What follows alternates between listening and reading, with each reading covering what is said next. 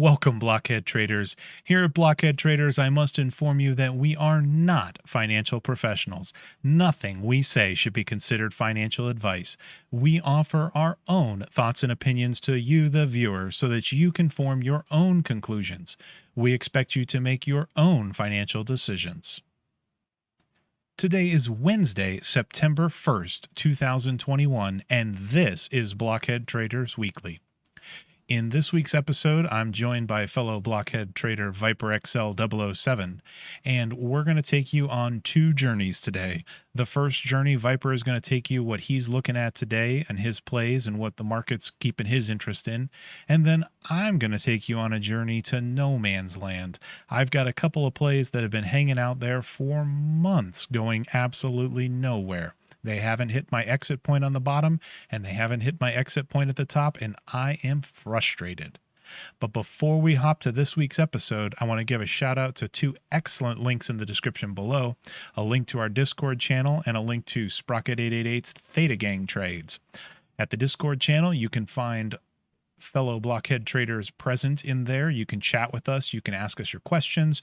You can give episode suggestions. Love to hear from you. What are you trading? What are you seeing in the market? Stop in and say hello. ThetaGang.com. Check out that link and you can see the good, the bad, and the ugly trades that I do. Every trade is posted there. All the results are real and logged. But let's hop to this week's episode topic on two journeys. So Viper, what's keeping your interest these days in the market right now? I'm kind of in a phase of plays are coming off, which is good because I would say of the last 10 plays I've made, 7 or 8 of them have been neutral to positive, and only a couple have been losses, but, held strict to my constraints and whatnot. So not major losses or anything. After the big SESN, which we talked about on previous episodes. So I'm also, because of that big loss, I'm a little more cautious. Not that I was, like we talked about in that episode, not like I was getting super greedy on that play. It's just all losses hurt, and a big loss really hurts. And so I'm trying to get over the hump of get back into it, let's just take some little nibbles and work that confidence back up. And I would say so far so good there. So what I'm currently looking at is I'm in the phase of seeking, sniffing out, hunting for. I have one that's going on. It's probably going to come off in the next couple of days. So I wanted to go over real quick, just kind of what I look for when I'm looking at new plays. And I'm going to do this live, as we're recording this. I haven't actually looked at these charts yet. I'm going to walk you through how I pull up the charts, what I'm looking for. I'm not going to dig into any of them specifically, but I'll call out which ones I'm going to make a note of and go look back into, later tonight or tomorrow before open or something like that. So let's hop over here to the screen. And this is, I've loosely talked about this strategy before, and it's been working. So I've just kind of, when you find something work, just keep refining it. So this was referenced in another episode, but nonetheless, I go into FinViz, which is one of my favorite screeners here. And these things in yellow are just the rough parameters that I set for my search. There's definitely a lot of tuning that I could do here, but for now, I just stick to mid over $2 billion companies and higher average and current volume over 1 million. That's important to me for that liquidity. Whether I'm going to do options or shares, I need this thing to be moving, liquidity wise, relative volume over 1, and then price under $50. So this is something I play with depending on if I like what I see. I start with under $50 because the plays that I'm looking for are either open shares or naked puts. Those are kind of my two go-tos.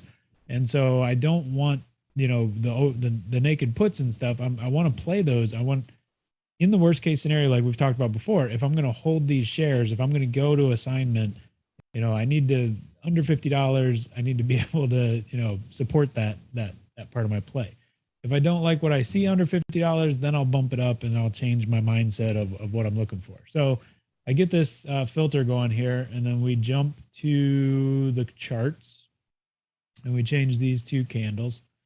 And then I just start scrolling through here, and what I'm looking for is kind of what we've talked about before, where I'm looking for a downtrend and a reversal of the downtrend. That's step one.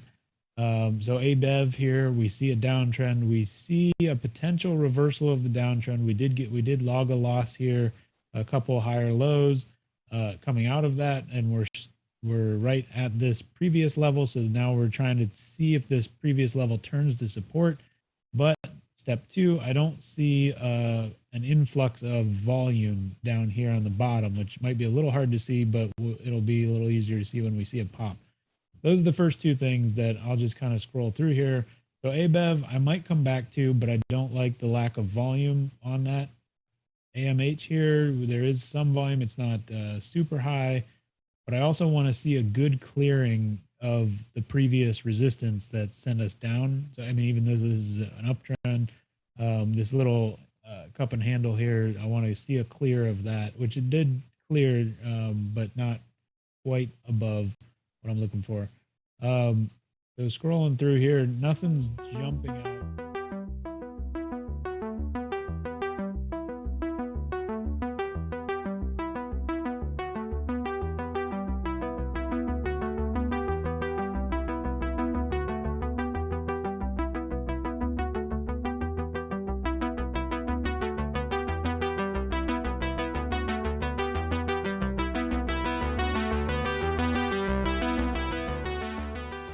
So as we're scrolling through here, nothing's really jumping out, honestly, at this point. I could come back up here and I could, like I said, play with the price, jump the price up a little bit. But honestly, through the under $50, nothing is really jumping out at me. So maybe I'll do that later, but let's go into one of the plays that should be coming off soon, because I got into it specifically through this method of screening, and that was COTY. So this is already in action. So I jumped in on this tall green candle. Part of this strategy is you're going to miss these big pumps. Like, I mean, I didn't get this big candle because that wasn't the criteria to catch that candle. It was to catch what comes next. So when I was screening on this particular day as this candle was going up, and as we were getting ready to close above this previous resistance, and down here in the bottom, you can see this spike of volume. And this is a much larger amount of volume than many of the preceding days. So that's step 1 and 2 of what I really like, what I'm looking for when I'm doing these screens. And down here, the third thing that I've mentioned before is what was driving the news. And we can see on August 26th, COTY's IPO of Brazil operations would raise about $190 million. So apparently they're looking to IPO in Brazil. So that's pretty good. I mean, again, if the chart is showing me strength, I don't particularly care what the news is. I just want to know that there's news. People are talking, which means people are trading. So I got in on this second day here, because now is when the second day is when we actually closed above these previous levels of resistance. So we've come back, we went down, we bounced back, and we overcame that resistance level there. Intraday, I want to say it was around 940, something like that. And this one, I decided to go straight shares, and I didn't mess around with any options plays. And you can see it is continuing to rise slowly but steadily. The reason I say it might come off soon is because I want to see, I'll probably pull some of it off, as it approaches this level up here, because we don't know if this is going to maintain resistance or if it's going to overcome this resistance. So I don't want to put all my eggs in one basket. I've gotten good gains on it. As we approach this level, let's lock it in and keep some runners just to see what happens, and also bring up a stop on that just to, close it all out if it seems like it's going to reject that level. So that's essentially how I find things, how I screen things, as you just saw. Not every, there's not always fish in the water, and maybe there is if I go change that price, but some days there's just nothing ready. And that's the key though, is you can't just go into it looking for, this is the day I'm going to go buy, I'm going to find some mooner and I'm going to make a whole bunch of money. You got to be okay with, nope, there's just nothing. There's no setup, have an idea in your head what your setup looks like. And if you don't see it, that's okay. Don't force into something, because then you'll potentially get in trouble. So the last thing I want to talk about then is another equity that is on my mind. I've regularly talked about, certainly in the Discord, and that is FSLY. This one is, I am too emotionally attached to this stock. I will be the first to admit that, because, back in, and I've talked about this before, but, back throughout 2020, I mean, these wild swings here were just ripe for the picking, whether it was shares, whether it was options plays, you name it. I mean, this is the volatility that just keeps premium coming. So I got my eyes on this one, and you can kind of see on my chart, kind of what I'm looking for is this green zone is a potential, this is clearly in a downtrend. And so we can see that by following the lows. We can kind of see, how we keep making new lows. And my gamble, my wager that I'm placing is that in this green zone, if it continues the downtrend, this is where it has the highest probability of turning around. So I'm waiting for that to see if that ever happens. However, there is the possibility that it's not going to go down there, because stocks don't just do what you want. There is the possibility that it pops out of this current, we'll call it a sideways trend here. And it's just kind of been stuck here. It did go down and it got really strong support after earnings, came bouncing back up, but just couldn't come back over. I think it's about 45.50, which is actually here in May of 2020. And that's actually kind of where it's at right now. So yesterday, when we were planning this episode, we were talking about what we'd be looking for in the downtrend and what we'd be looking for to signal an uptrend breakout. And we're kind of sitting right on that moment. We closed at 45.74. So 45.50 is what that previous resistance level was going back to 2020. We've actually officially closed above that. And you can see intraday, we surged up and then we kind of came back down to close there. So it's possibly happening, that it is ready to break out to the upside, and it is ready to get out of this sideways no man's land turn here. So this one, I'm going to be very interested to see what happens. I missed it. I like I said, I looked at it yesterday. I didn't look at it today, and I would have liked to buy this post market today. This is a closing level that I would have triggered some shares. I would have, and then tomorrow on open, I'll take a look at premium on some naked puts, and we'll kind of get that ball rolling as to if those are certain plays. So this was a sideways no man's land situation, but it is looking like it is potentially ready to go, and it is potentially ready to go up. But we'll see. However, the whole idea of sideways and no man's land, I believe there is a tail to be spun on that over in Sprocket 888's camp. So what do you know about no man's land? Well, it's where I find myself these days, at least on some of my plays. So actually, sideways action, I love sideways action on indexes or things like that, because I'm much more comfortable playing kind of both sides of the trade on those. I actually just did take a quick peek at FSLY premiums, and they're actually not too bad where they're at right now. If I'm going to play a sideways move on an equity, I'll probably play it with what's known as a jade lizard, and that's where I'm going to sell a short naked put, and I will sell also a short naked call like a strangle, except I'm going to put a protection leg on that naked call. So with equities, it's not that uncommon for an equity to pop, 15, 20% in a session. and really kind of challenge that call strike. And so I pretty much have a rule now that I don't play naked calls on raw equities. I always put some sort of protection leg a little bit further out to keep me safe beyond that top side. Like I said, breach in the low side usually is not that bad. However, the couple plays I want to talk with you guys about this week, we breached that low side and we never got all the way down to my bailout, and so I am stuck in these trades, and it's kind of frustrating me. So the first one I want to take a look at here with you guys, I put this stuff together in a little bit of a table, and this is LAZR.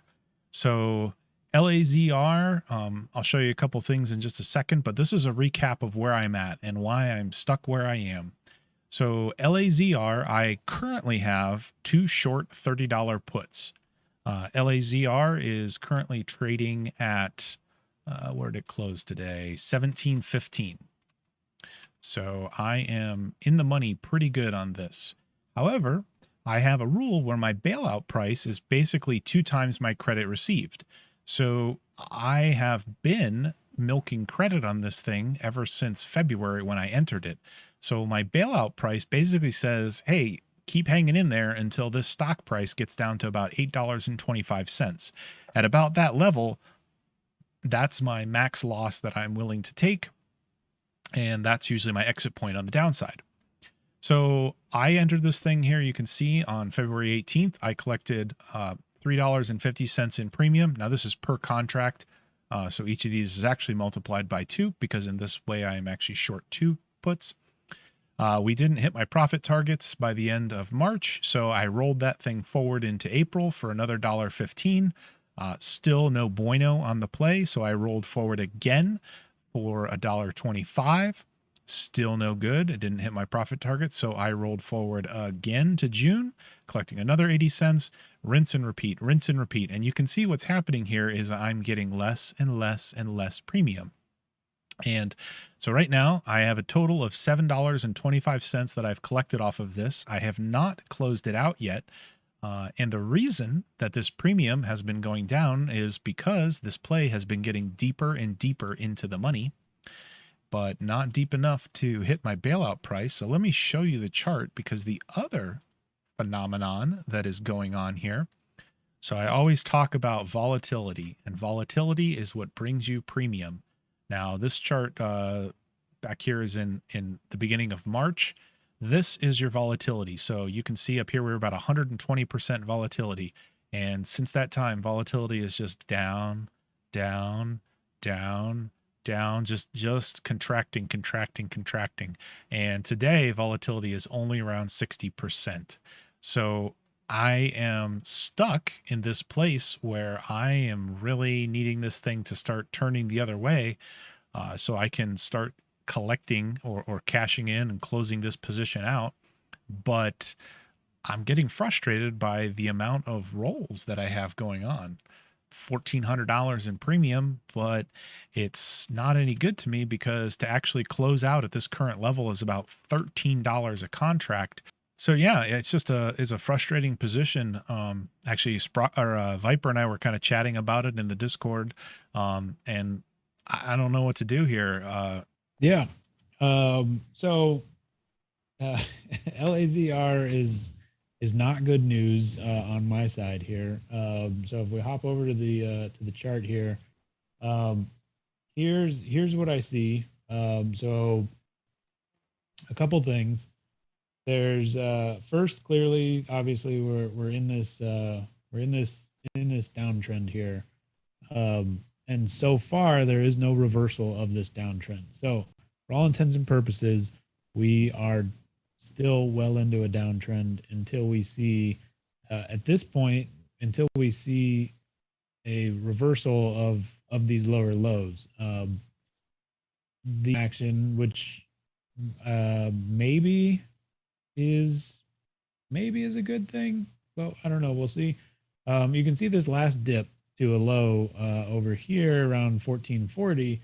That is actually holding a previous resistance way back here in November 2020. That is a previous resistance turned support, and it is currently holding. It is possible that there could be this little micro reversal here.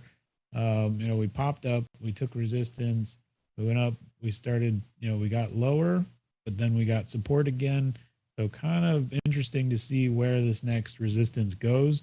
We could be looking at the early signs of a reversal. It is just a little early to tell.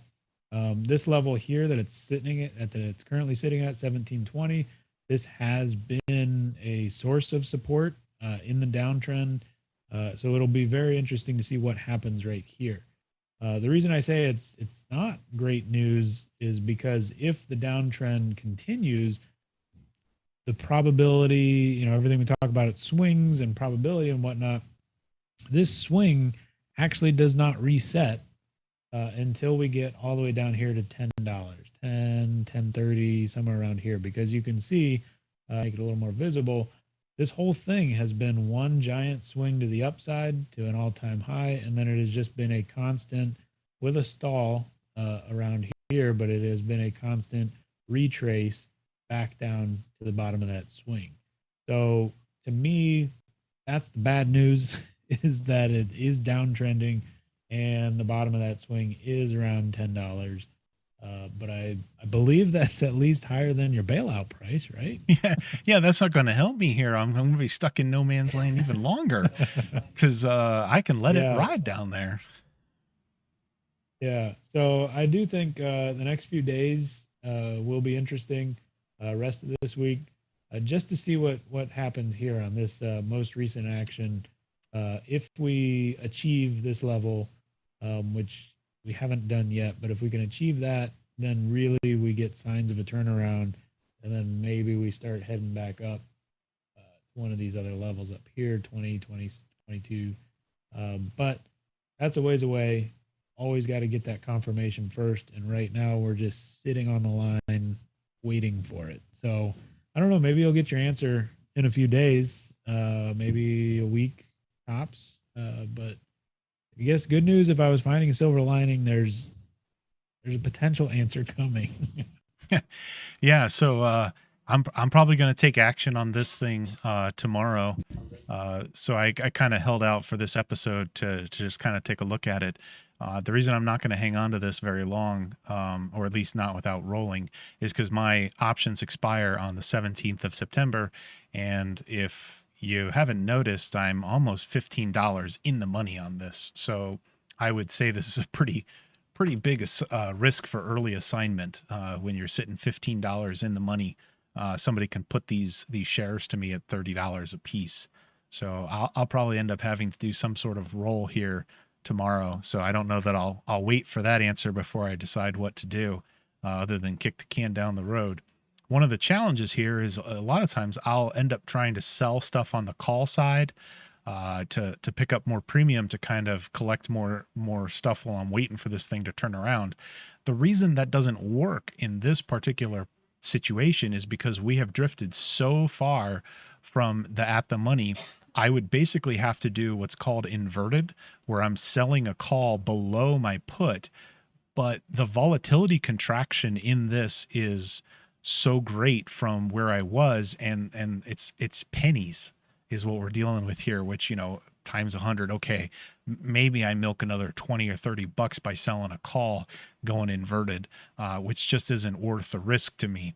So likely this one doesn't actually have strikes that are worth anything in October. So I'm probably going to have to kick this expiration out to November, and likely probably just pick up 10 bucks a contract on kicking it down there, and guess keep waiting in no man's land on this one. Let's take another look at another frustrating one that I've got going on, and this one I've almost to the point of just waiting for the thing to go to zero. So the other one that I'm stuck in here is RIDE, RIDE. I actually think we might have mentioned this in an episode when I actually entered this thing. And this thing, what a lot of fun this one's been. So this one, you can see some interesting gymnastics that I've done on this one. So on March 12th, I opened a 12.5 put, collected $1.51 in premium.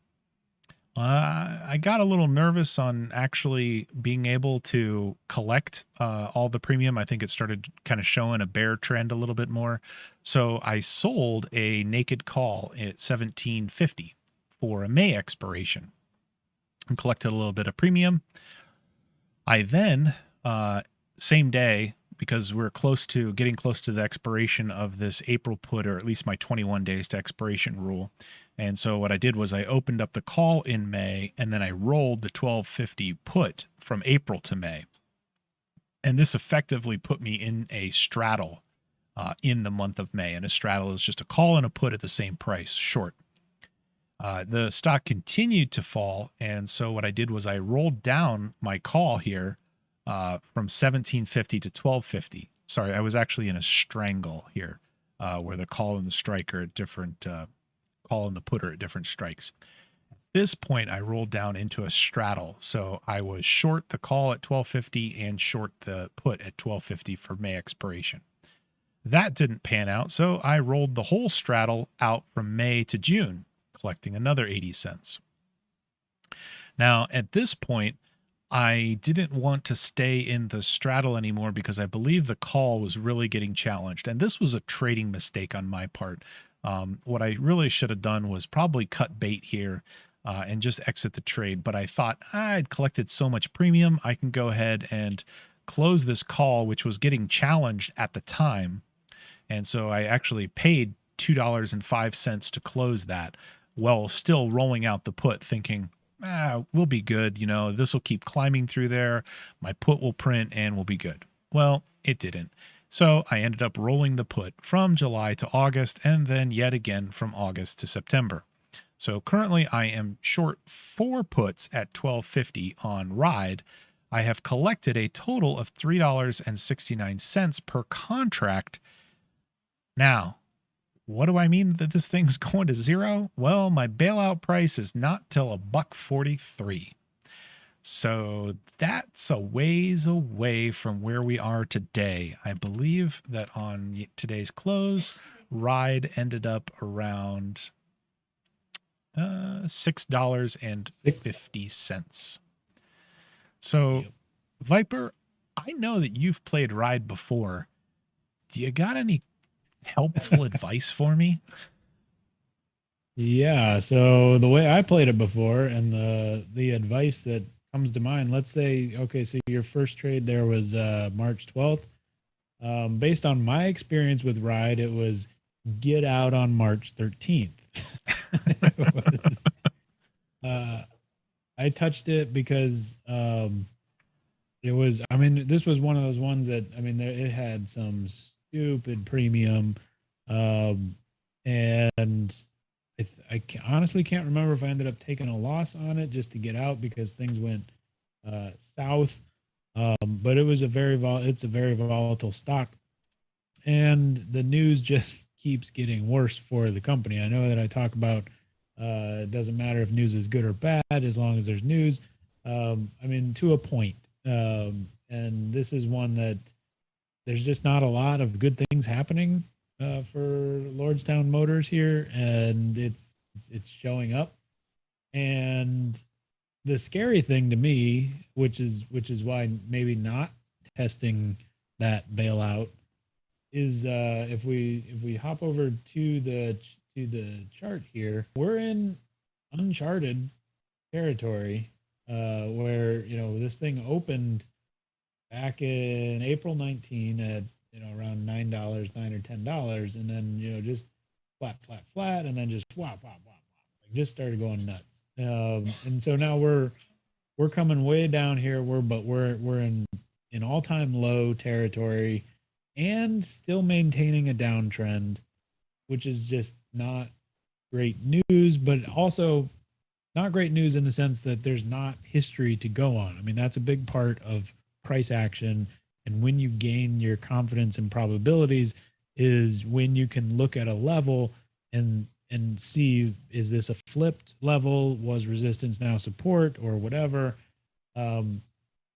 and long-term history, that's just not there. Obviously, we've gained some history, which I do find interesting. So, real quick to your point on what was happening, here, this swing that went up back up to 15, 16. This was what you just mentioned. This was early June, the first week of June, where that call you were talking about was getting challenged. And ironically, I would say we're right back in a similar situation to what we just looked at with LAZR, where I guess I say ironically because the swing that challenged your call and ended up keeping you in this being challenged is being tested right now to see if we've actually flipped to where this swing that started that whole thing and then came back down and we lost that level that was a support and we lost it here. We broke down low.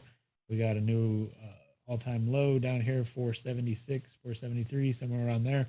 And we're coming back up, but we're coming back up right to this level. So the big question in the next, we'll say week, I mean, it's been stalled out here. So, there's probably some indicators on moving averages and things like that that may indicate potentially if we're headed towards a pennant situation where something's going to pop.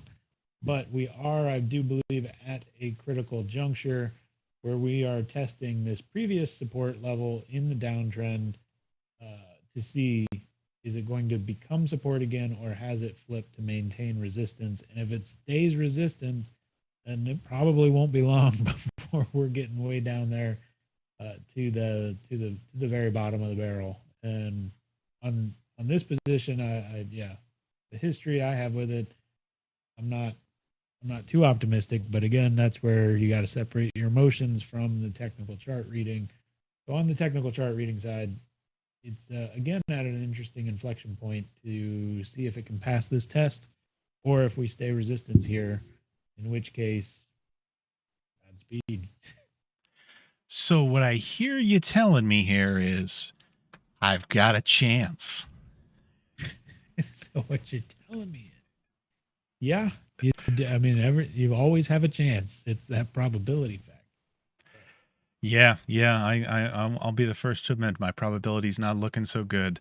I will point out here one of the things that I do like a little bit about this still is, unlike LAZR, the volatility is still up there. So, we're still at 142% volatility on this underlying, which, is a little bit less than probably where I sold into this premium, but it does still keep a lot of the rolling strategies alive. So this is of the ones that are going nowhere. It does have a reasonable roll from September to October. Not a ton, but about $15 I can collect here to roll to October. The last one that I am stuck in, and I want to bring this one up a little bit because it has a very interesting problem. And the last one that I am stuck in is plug. Now, what makes this one so interesting is because I am very deep in the money on plug. So plug closed on today at about $27. And you can see here that I am short the 55 put. Now, this one is likely going to hit my bailout price, or of the other two that we mentioned, this one is the most close to my bailout price of $21.73. The interesting phenomenon here with plug is if we take a look at the option chain, in order to roll this thing, I cannot roll to October because October's option chain only goes to 35. So then I'm like, okay, how about December? Nope, December only goes to 50. Okay, let's look at January of 22. Here we go. I can roll to January of 22. So a roll to January of 22 will net me about $40 per contract, and I only have one. So not a lot. And this has the same problem as LAZR had. If you look at the chart, the volatility has fallen from 100+ percent to down here in 65%. If we take a look at some of the gymnastics that I did on this trade, I actually opened this one up as a Jade Lizard. So I was short the 55. I was short the 100 in basically a large strangle, but I was buying protection at the 110 call. This netted me 790 in premium. I'm telling you, the vol was crazy on this thing in January. I then went ahead in February and decided to close out the call vertical for just 6 cents. However, I didn't really quite reach my profit targets yet, probably because I collected so much premium. So I rolled that 55 put from March to April for $1. I then rolled again from April to May for another 60 cents. This was looking pretty bad in March. So I decided, you know what? Let's go ahead and just sell a naked call at 55 because I was pretty deep in the money by that point. So I collected 80 cents on that. I then actually rolled the entire straddle, the put and the call, for an additional 27 cents. And then I decided to close out the call for just 7 cents instead of keeping it alive. It wasn't worth rolling anymore. And then I rolled again from June, and I had to actually go from June to September because that 55 strike wasn't available until I went to the quarterlies. So I basically went from June to September, and I thought back then in May, I thought, by September we'll be fine. Yet here we are in September 1st, and I'm still needing to roll this bad boy. So I've collected a total of 1109, which is awesome, except I don't get to keep any of it until we actually roll this thing to something useful. Viper, got any advice here on this one? Well, I'm sensing a trend here of being at potential rock bottoms and the risk of, is this the rock bottom? Are we bouncing back, or are we in for more hurt? And then, so here's the reason I say that. Looking over at the chart, first of all, here's when, why, and where that volatility went nuts. I mean, look at this. We're looking at dailies, and we have 1, 2, 3, 4, 5 days, 1 work week, and price went from $32 to 66, all the way up to 74 if we extend 1 more day. So that's nuts. I mean, the whole stock doubled in the span of a week, and that is just going to juice the heck out of your premiums, exactly like you saw. And then we kind of stalled out here and then started our downtrend. One thing I think is interesting is, first of all, of the 3, I don't think this one looks as bad. Here's a couple of things that I'm noticing as to where that's coming from in my eyes. You can see in the downtrend, we actually broke the downtrend right here at 1858, somewhere around here. And if we go back in time, back to October of 2020, we see this was a resistance level that we hit resistance, we came down, and then we came back up over that, but we never retested. And that's a big part of price action, is getting a test to confirm whether or not this is now support or if it falls to resistance. So we can kind of see, and this was just a rough spotting of this line, but we see that test most recently here in May, where we hit this and we actually got a really strong candle to the upside. And so that confirms that this, 1930, somewhere in that range level, is a pretty strong support at this point. We bounced up from there. We did start to a downtrend again, but we are still holding to some extent this additional level up here around the 2398. That has been tested multiple times recently, and we are currently in a bounce off of that. Those are 2 signs of potential good news. I mean, because you can also kind of see, in the larger swing patterns, that we could be looking at a potential uptrend. Um, on my lines here, we do see higher lows, which is good. That is a very good thing to see as long as we can keep that up.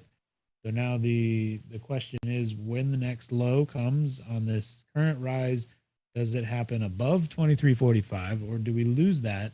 And if we lose that, then you're just going to be stuck in this thing forever. But if we gain it, that is potentially good news for you that we are continuing an uptrend. However, I feel like there's a lot of calculus on your end as to what does that look like? How long can you wait? What does this, taking a loss, reallocating it, getting new plays on? I feel like there's probably a lot of thought you're doing along those lines. Is that if this is coming back, you're so deep in the money now, what is it worth to stay in it versus move on? So I don't know. Do you have thoughts along there of like what you're looking for? Like if things keep moving, obviously getting out of the hole is quote unquote making money. It's it's bringing that money back, but do you have a tolerance level or calculate that? Yeah, I mean, kind of. This is kind of new, uncharted territory for me, which is why I kind of wanted to bring it up on this show. I've rolled forward plays before, but I've usually been able to get to my either profit target or bailout target within a month or two of the initial play, and these are just interesting ones that have gone just absolutely nowhere, and I haven't hit my bailout, I haven't hit my profit, and so that's what's in the back of my mind is this capital better suited or allocated somewhere else? I mean, these all three of these plays are consuming a good chunk of my buying power, and is that actually worth it to just keep waiting for this? Part of me says I have a plan, I have a strategy, I have my mechanics. I need to stick to them, and my mechanics are: your exit price on the downside is your max loss. Your exit price on the upside is your profit target. If you don't hit either of those, your strategy's not done. So I'm very much inclined to kind of keep this going, but it's a very interesting phenomenon to bring up because, I've been trading this strategy and this plan now for a little over a year, and call it like the particles that are on the top of the pool that you're kind of skimming up, right? These are just three trades that didn't ever really fall out one way or another as a profit or a loss. So it's an interesting place, and I don't honestly don't know what to do. And this is just me keeping it real. You can see all my trades on Theta Gang, and you can see that, yeah, the bulk of them either pan out to my profit targets or go down to my bailout prices, and I book losses. Got some algae growing in your pool. Yeah, no doubt. And each of these things I'm like, "Oh," and it's just that emotional wishful thinking, I think, where it's like, "Yeah, we're going to bust out today." And it doesn't Yeah. happen. Yeah. I mean, and that goes, I mean, right along the lines of everything we've talked about previously with trading psychology and whatnot. And this is a prime example of one, how it never goes away. You can tell yourself, I'm gonna be a robot, I'm gonna stick to that, I'm not, I'm done with that. I was emotional last time, I'm done with that, I'm moving on. It's always a factor, it's always going to be there because you're always going to stumble into new feelings, new situations. And I mean, I've lost a lot of money in those emotional, like, I believe it, and like in reading the chart to see what I want it to say, because you can get different perspectives on data all over the place. And it's just part of this. As long as you acknowledge what's happening and then try to work through putting some safeguards into place of like, okay, how did that happen? Where was I emotional? Like, break it down later.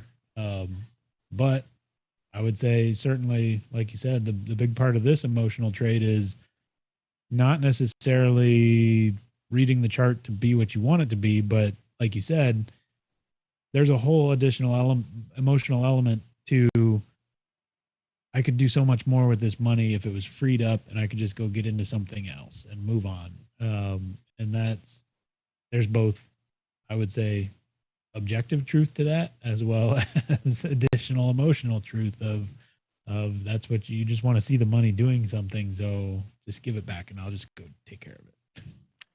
Yeah, for sure. Actually, one note I kind of want to bring up here and maybe think of it as you were kind of talking through some of that. All three of these were opened towards the beginning of the year. And one of the things that I've kind of done with my trading strategy, and while I do have my bailout rule and I do have my exit rule on the top, I have started basically since the soy disaster. You can go back and watch that episode for a real wallop of a loss. But I have started to kind of come up with other mini thesis. So I'll look at the levels and I'll say, hey, look, I am going to get in here. And I think if this goes south, this level should probably hold. But my bailout price is still below that level or something like that, where I kind of have these warning signs that I'm putting into the trade. And I try to do that more where, yeah, my bailout price is my bailout price. And that's where you really run home. But I'm starting to try to set these like warning flags, which are between those, which is a thesis that if it doesn't hold in this warning flag level, then you take your loss early because something isn't working out the way that you thought. Now, all three of these trades didn't have that. This was just a straight, I'm going to use my 2 times credit received for loss and 50% for profit. So I like to think one of the tweaks that I had is this warning sign that I'm kind of building in, but it's not a hard and fast rule per se. It's more of a, hey, if this happens, stop and consider your life choices type of thing. So that is my journey into no man's land. That's some of the new trading techniques or screening methods that Viper is looking at. Stay tuned to us to see how these 3 no man's land stocks play out and what I end up doing with them. Remember, you can see all the trades at thetagang.com/sprocket888. The trades are logged there. You can see the track record, and we will probably come back at some point in the future and revisit these, hopefully to victory. But, you can't win them all. So maybe I'll take a loss on these things. So we never know. We'll look to find out. But the rest of you guys, good luck out there as you enter your trading week. Don't forget to drop in the Discord, say hello, tell us what you're trading, tell us what you'd like to hear. Good luck this week, and remember, think outside the block.